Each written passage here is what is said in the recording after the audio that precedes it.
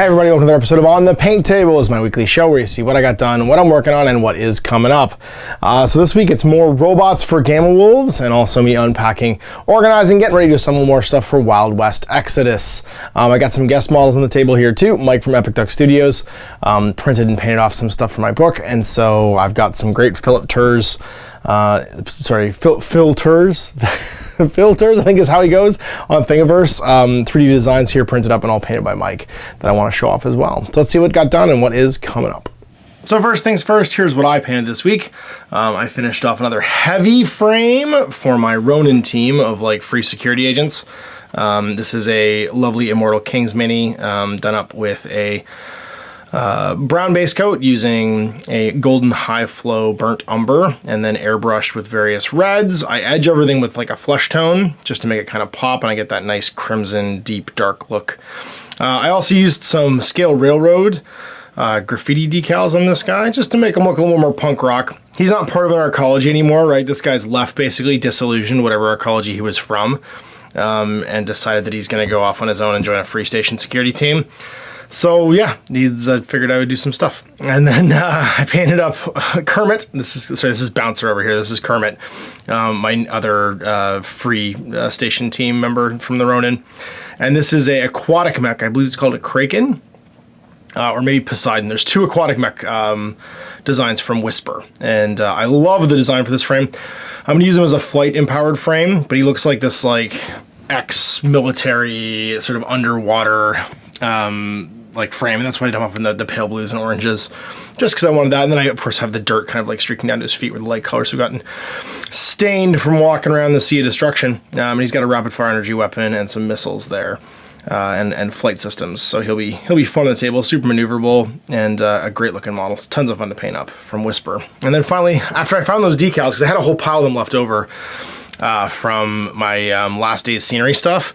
You can buy these for model trains, like they're scale miniatures. I decided that this little truck needed some extra ones, so I just threw some down just to give it a little more flash, make it look a little more like it had been sitting in the wasteland prior to being taken and repurposed basically either as a frame team hauler, because I could actually use this as a frame just with like, I'd say I'd give it 2 ballistic shields, because then it can hit people by driving over them, because they can count as melee weapons, and just to count all the extra armor so that's on this thing. And this is a cast from Death Ray Designs, if you didn't hear about it last week. A beautiful scenery piece that I'll also probably use as a gaming piece for Gamma Wolves. So there is the stuff I painted up. Let's take a look at what Mike got done.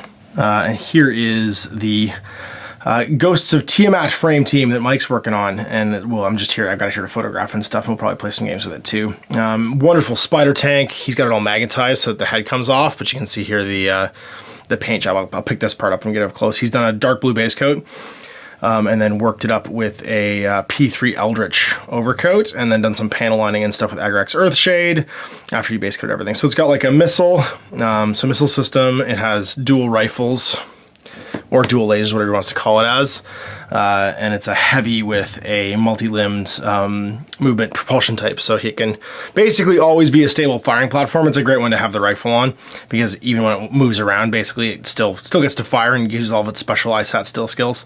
So super cool model. He scaled down these guys for some light frames, and the Ghost of Tiamat don't have pilots. They're basically nanobugs that were sent up to fix the atmosphere, and after consume, like basically their like self-preservation stuff has them consumed just like detritus in the atmosphere to rebuild and repair systems. They've consumed everything up there, and they're coming down now to salvage what's left on the Earth. So these nanobugs basically just like repurpose and reactivate old destroyed tech. So these are all like ex-military frames and things that they found in the Sea of Destruction that are moving around with nobody inside them.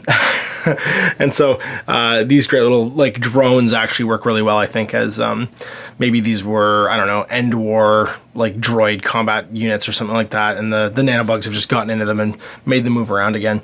And then this big walker back here, all 3 of these, all the same designer. I'll link them in the video description so you can see them. Phil Turs is his handle. I think it's Philip Terzinski on Thingiverse, and just beautiful, beautiful prints. Mike did a great job of printing them off. I think he's using a Anycubic Photon, and these are all resin prints, and he painted them up. And big thanks to him for painting some stuff up. It takes some pressure off me, getting a whole book worth of miniatures done for photography.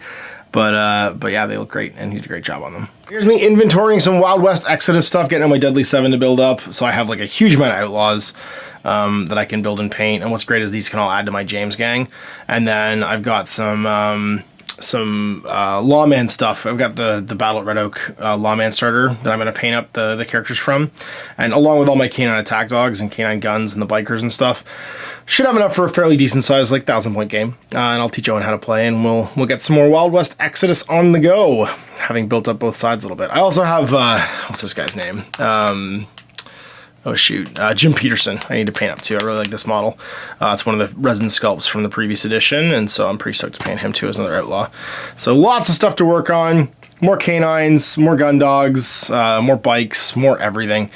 And this will probably occupy a lot of my weekends, so we can get some Wild West Exodus film next week. So another on the paint table done on the books. Just 2 miniatures this week, but they're big robots, so I'm happy with that. And I enjoyed actually sitting down and spending some time painting them and putting the decals on, all the details and stuff too. So we'll see you next week for more on the paint table. You can join me tomorrow for Let's Talk about competitive Warhammer 40k, as well as another Widgets and Wonders featuring some new terrain for Titanicus. Until then, I'm Ash. Happy gaming. I hope you enjoyed that video. If you want to support the channel, of course, like and subscribe and hit the little bell below to get notifications when I post future content. I do post stuff 7 days a week.